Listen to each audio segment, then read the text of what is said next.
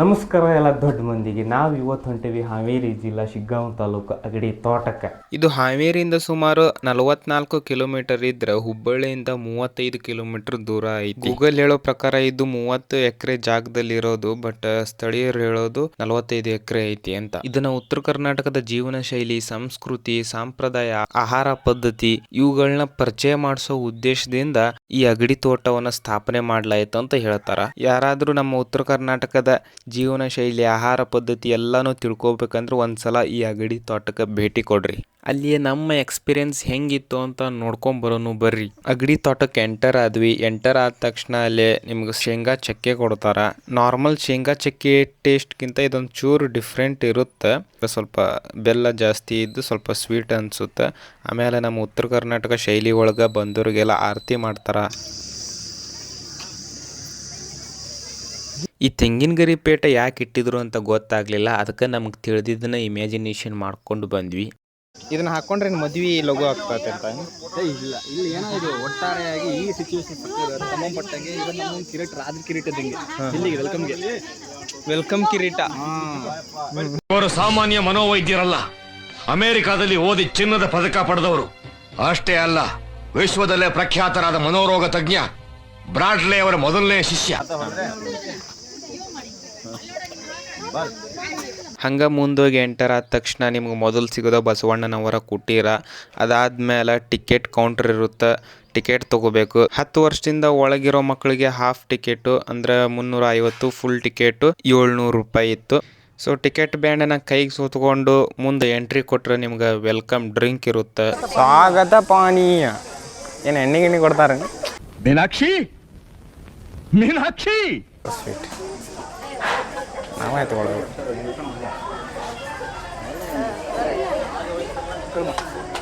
ಏನು ಜ್ಯೂಸ್ ಇದೆ ಆಂಟಿ? ಏನು ಜ್ಯೂಸು?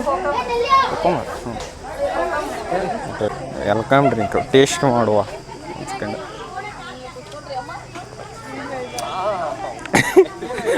ಎಷ್ಟು ಶಿವಿ ಆಗಿದೆ.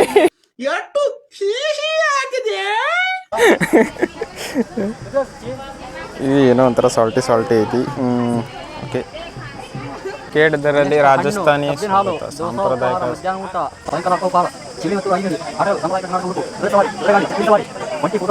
ಈಜುಕೊಳ 10 ವರ್ಷದ ಮಕ್ಕಳಿಗೆ. ಅಲ್ಲ, ನಮ್ಮನ್ನು ಬಿಟ್ಟಿದ್ರೆ ಏನಕ್ಕಿತ್ತು, ಹುಡುಗರೇನೋ ಹುಚ್ಚು ಒಯ್ತಾರ ಸ್ವಿಮ್ಮಿಂಗ್ ಪೂಲ್. ಅಂದ್ರೆ ಕರ್ನಾಟಕ ಅಲ್ಲಪ್ಪ, ಹೌದು, ನೀರಿನ ಸಮಸ್ಯೆ ಇರ್ತಲ್ಲ, ಅವರ ಹುಚ್ಚು ಸ್ವಿಮ್ಮಿಂಗ್ ಪೂಲ್ ನೀರನ್ನ ಜಾಸ್ತಿ ಮಾಡ್ತಾರೆ. ನೀರು ಮತ್ತೆ ರೀಫಿಲ್ ಮಾಡೋದು ಸಮಸ್ಯೆ ಇರಲ್ಲ. ನೀವು ಬಹಳ ಬುದ್ಧಿವಂತರು. ಹಂಗೆ ಮುಂದೋದ್ರೆ ಅಲ್ಲಿ ಹಣ್ಣಿನ ಕುಟೀರ ಅಂತ ಬರುತ್ತೆ. ಎಲ್ರಿಗೂ ಕಲ್ಲಂಗಡಿ ಹಣ್ಣು ಕೊಡ್ತಾರ. ಹಣ್ಣಿನ ಕುಟೀರ. ಇಲ್ಲೊಂದು ಪೀಸ್ ಅದೆಯಲ್ಲ ಹಿಂಗ, ಇದು ಹಣ್ಣಾಗಿಲ್ಲ ಪೂರ್ತಿ, ಕೊಡ್ಬೇಕಂತ ಕೊಡಾಡ್ತಾರ ಅಷ್ಟೆ. ಪೂರ್ತಿ ಹಣ್ಣು ಅಂತ ಆಗಿಲ್ಲ ಅದು. ಹಣ್ಣಿನ ಕುಟೀರ ಅಂತ ಯಾಕೆ ಮಾಡ್ರ? ಇಲ್ಲ ಹಣ್ಣು ಕುತ್ಕೊಂಡು ತಿನ್ಬೇಕು. ಬೇಕಾದ್ರೆ ಕೇಳಿ ಇನ್ನೊಂದು ಹಣ್ಣು ತೊಗೊಂಬರ್ರಿ.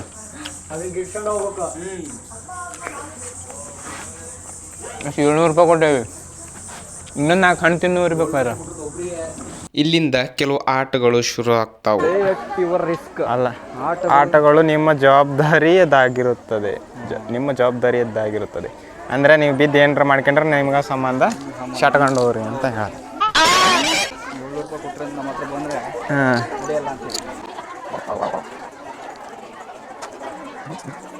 ಇಲ್ಲಿ ಬರಕ್ಕೆ ಹೆದರ್ತಾನವ.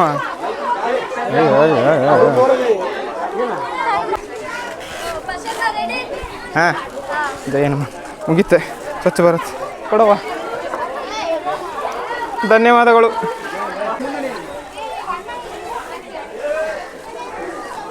बोलो श्री रामचंद्र भगवान की जय श्री राम.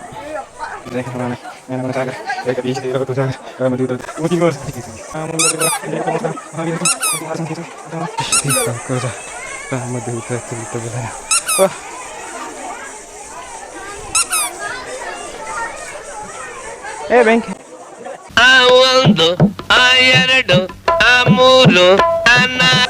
ಅಸಲಿ ಆಟ ಇವಾಗ ಶುರು. ತಡಿಲಿ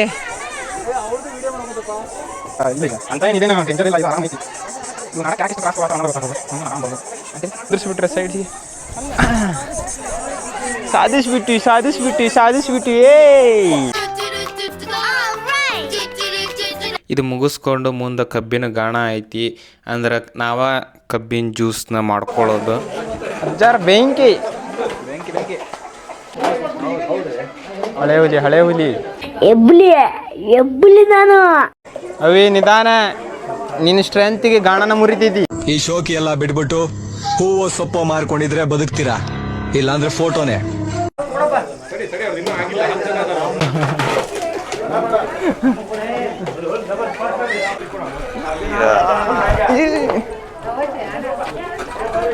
ಸಿಂಗಲ್ ಸಿಂಹ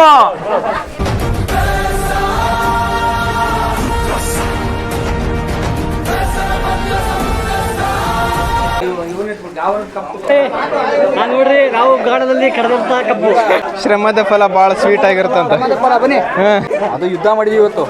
ಇದು ತೊಲೆ ಹಾಕೊಂಡ್ರಲ್ಲೇ, ತೊಲೆ ಅಷ್ಟು ಹಾರ್ಡ್ ಬಂತು ನೋಡು.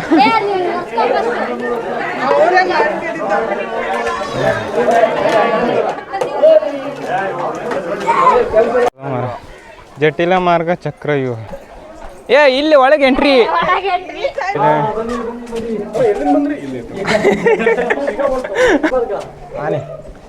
Hi elephant.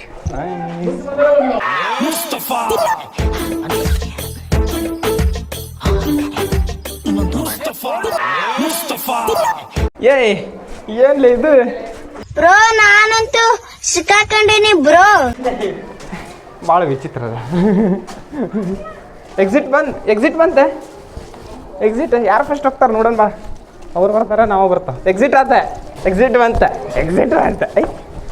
ಇಲ್ಲ ಬಂದ್ವಿ. ಅಮೇಝಿಂಗ್. ಬಂದ್ವಿ.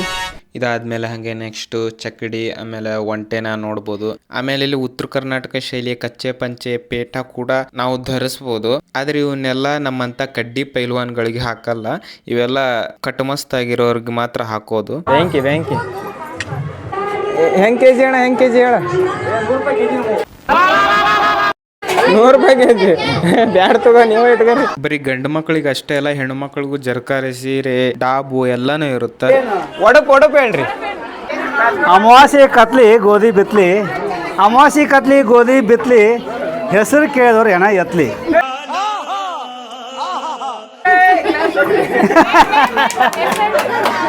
ಹೇಳ್ಕನಮ್ಮಿ ಕೇಳ್ತಾವ್ರಿ, ಹೇಳ್ಬಿಡು ಹೋಗ್ಲಿ ಪಾಪ. ಹೆಸರು ಹೇಳು. ಅಲ್ಲಿ ಹೆಸರು ಹೇಳ್ರಿ ಒಂದ್ಸಲ ಜೋರಾಗಿ ಹೆಸರು. ಮದ್ವೆ ಆಡೋ ಥರ ಆಡ್ತಾವ್ರು. ಆಮೇಲೆ ಗೋಲಿ ಸೋಡಾ ಕೊಡ್ತಿದ್ರು. ಟೇಸ್ಟ್ ಏನಾದ್ರು ಡಿಫ್ರೆಂಟ್ ಇರ್ಬೋದಾ ಅಂತ ಟೇಸ್ಟ್ ಮಾಡಿದೆ, ಬಟ್ ನಾರ್ಮಲ್ ಗೋಲಿ ಸೋಡಾನ. ನಾನೆಲ್ಲಿ ಟೇಸ್ಟ್ ಏನಾದ್ರು ಚೇಂಜ್ ಇರುತ್ತಾನ ಅಂತ ನಾನು ತಗೊಂಡ.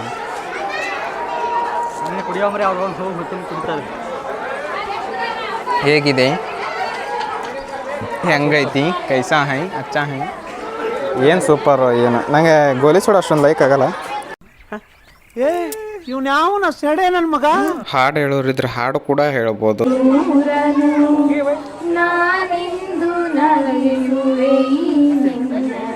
ಇಷ್ಟೇ ಅಲ್ಲ, ಇಲ್ಲಿ ಭವಿಷ್ಯನೂ ಹೇಳ್ತಾರೆ.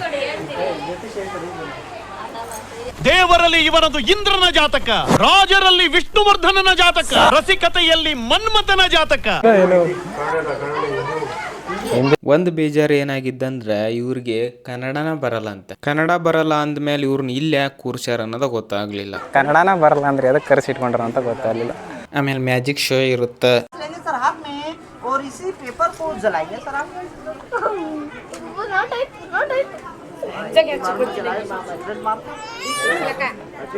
पेपर जल गया है. 1 2 3 जाओ, सर का नोट वही आ जाओ. और रे अरे हाथ नहीं चला, नोट ला. फूक लगाएंगे सर. 1 2 3 चलो, वही आ. मोर राइट होती तो देखिए सर. ಆಮೇಲೆ ಮ್ಯಾಜಿಕ್ ಶೋ ಮುಗಿಸ್ಕೊಂಡು ಟಿಫಿನ್ ಮಾಡಿದ್ವಿ. ಇದೇನು?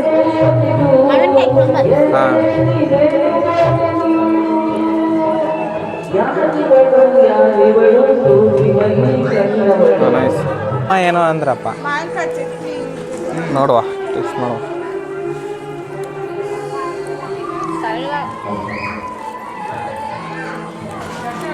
ಒಂಥರ ಐತೆ ಓಕೆ ಚಟ್ನಿ ಓಕೆ ಇದೊಂಥರ ಹೆಂಗ ಏನು ಹೇಳ್ಬೇಕು ಇದಕ್ಕೆ ನಾನು ಸ್ವೀಟು ಹುಳಿ ಚಟ್ನಿ ಓಕೆ ಕೊಬ್ಬರಿ ಚಟ್ನಿ.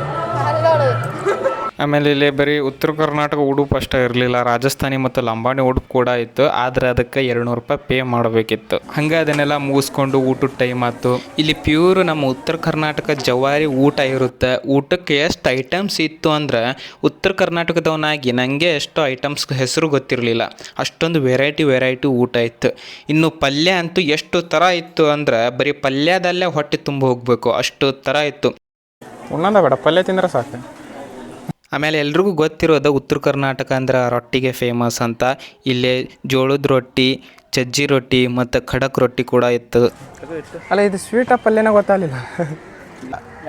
ಇದ ಸಜ್ಜಿ ರೊಟ್ಟಿ ಅಂತ. ಸಜ್ಜಿ ರೊಟ್ಟಿ ನೋಡುವ, ಮುಳುಗಾಯಿ ಪಲ್ಯ ಅನ್ಸುತ್ತೆ ಇದು.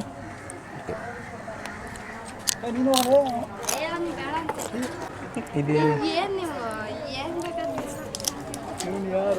ಅಕ್ಕಿ ಹುಗ್ಗಿ, ಇದು ಅಕ್ಕಿ ಹುಗ್ಗಿ, ಇದು ಸಿಂಧಿಕಾಳು ಪಲ್ಯ, ಇದು ಶೇಂಗಾ ಚಟ್ನಿ ಅಲ್ಲ. ಎಸ್, ಶೇಂಗಾ ಚಟ್ನಿ, ಮೆಣಸಿನ ಚಟ್ನಿ, ಮೊಸರು, ನೆಕ್ಸ್ಟು ಏನು ಮುಳುಗಾಯಿ ಪಲ್ಯ, ಅದ ಬದನೆಕಾಯಿ ಪಲ್ಯ, ಉಪ್ಪಿನಕಾಯಿ, ನೈಸ್. ಇದು ಅಕ್ಕಿ ಹುಗ್ಗಿ, ಇವ್ರು ಏನಂತಾರ ಗೊತ್ತಿಲ್ಲ ಇದಕ್ಕೆ. ಇದು ಒರಿಜಿನಲ್ಲ, ಇದು ಪ್ಲಾಸ್ಟಿಕ್ಕಾ? ಮಣ್ಣಿಂದ, ಇದು ಮಣ್ಣಿಂದ ಒರಿಜಿನಲ್ಲು, ಅಡ್ಡಿಲ್ಲ.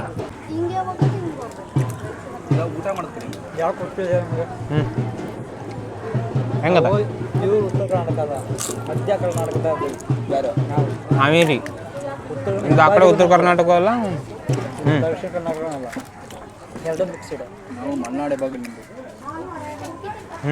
ಹಂಗಾಗಿ ಎರಡು ಅವಾಗ ಕೂಡೇವಿ. ಮಲೆನಾಡು ಹೆಬ್ಬಾಗಿಲು, ಉತ್ತರ ಕರ್ನಾಟಕ ಹೆಬ್ಬಾಗಿಲು.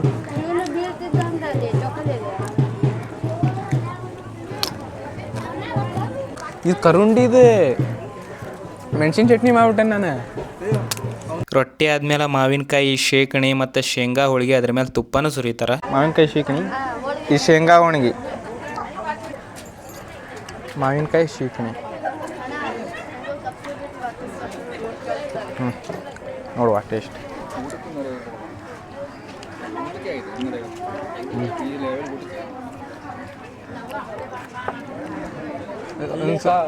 ಸ್ಲೈಸ್ ಟೇಸ್ಟ್ ಇದಂಗೆ ಐತಿ. ಇಷ್ಟಕ್ಕೆ ಮುಗಿದಿಲ್ಲ, ಇನ್ನು ಮೊಸರು ಬುತ್ತಿ, ಹುಳಿ ಬುತ್ತಿ, ಅನ್ನ, ಸಾಂಬಾರು ಎಲ್ಲ ಐತಿ. ಬಟ್ ಇಷ್ಟಕ್ಕೆ ಸಾಕು ಅಂತ ನಮ್ಮ ಹೊಟ್ಟೆ ಹೊಯ್ಕೊಳಕತ್ತಿತ್ತು. ಬಟ್ ಸ್ವಲ್ಪ ಆದ್ರೂ ಟೇಸ್ಟ್ ಮಾಡೋಣ ಅಂತ ಸ್ವಲ್ಪ ಹಾಕಿಸ್ಕೊಂಡು ಅದನ್ನು ಟೇಸ್ಟ್ ಮಾಡಿದ್ವಿ. ಟೇಸ್ಟ್ ನೋಡೋಕ್ಕಾದ್ರೆ ಹಾಕ್ಕೊಂಬಂದೆ. ಇದಕ್ಕೆ ಮೊಸರು ಬುತ್ತಿ ಅಂತಾರೆ ನೋಡು.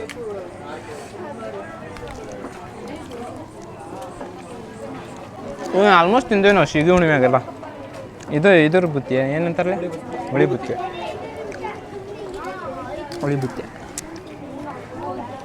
ಊಟ ಸೂಪರ್ ಫ್ಯಾಂಟಾಸ್ಟಿಕ್ ಅಂತ ಏನು ಹೇಳಲ್ಲ, ಊಟ ಚಲೋ ಇತ್ತು. ಆಮೇಲೆ ಊಟ ಆದಮೇಲೆ ಮಜ್ಜಿಗೆ, ಬಾಳೆಹಣ್ಣು, ಅಡಿಕೆ ವ್ಯವಸ್ಥೆ ಕೂಡ ಇರುತ್ತೆ. ಏ ಬ್ರೋ, ಹಲೋ, ಒಂದು ಕಾಲು ಏನಕ್ಕೆ ಇಲ್ಲಿ ನೋಡು.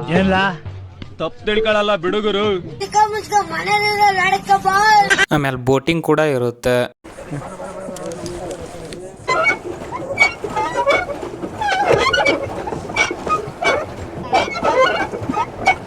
ಬೋಟಿಂಗ್ ಆದ್ಮೇಲೆ ಜಟ್ಕಾ ಗಾಡಿ ಸವಾರಿ ಮಾಡಿದ್ವಿ ಮತ್ತು ಕುದುರೆ ಸವಾರಿನೂ ಮಾಡಿದ್ವಿ. ಎಲ್ಲ ಮುಗಿಸ್ಕೊಂಡು ಎಕ್ಸಿಟ್ ಹುಡ್ಕೋದು ಸ್ವಲ್ಪ ಕಷ್ಟ ಆಯ್ತು. ಎಕ್ಸಿಟ್ ಹುಡ್ಕೋಕ್ಕಾಗಲ್ದಲ್ಲೋ ಅಪ್ಪಿ.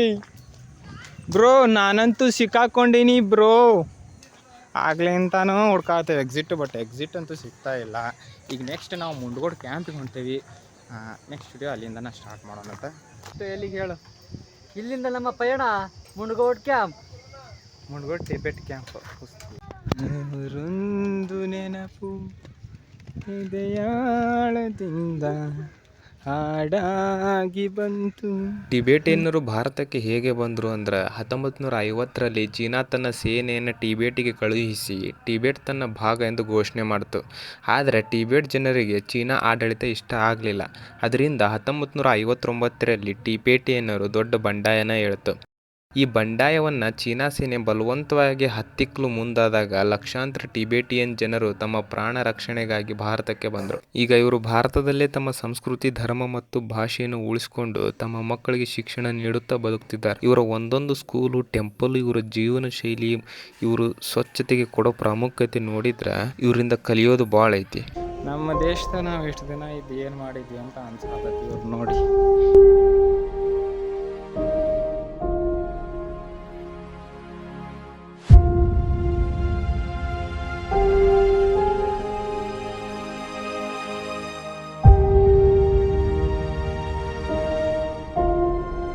ಈ ಕ್ಯಾಂಪ್ನ ಎಕ್ಸ್ಪ್ಲೋರ್ ಮಾಡೋಕೆ ನಿಂತ್ರೆ ಇಡೀ ದಿನ ಸಾಲಲ್ಲ. ಸೊ ನೆಕ್ಸ್ಟ್ ಟೈಮ್ ಆದಷ್ಟು ತೋರ್ಸೋಕೆ ಪ್ರಯತ್ನ ಮಾಡ್ತೀನಿ.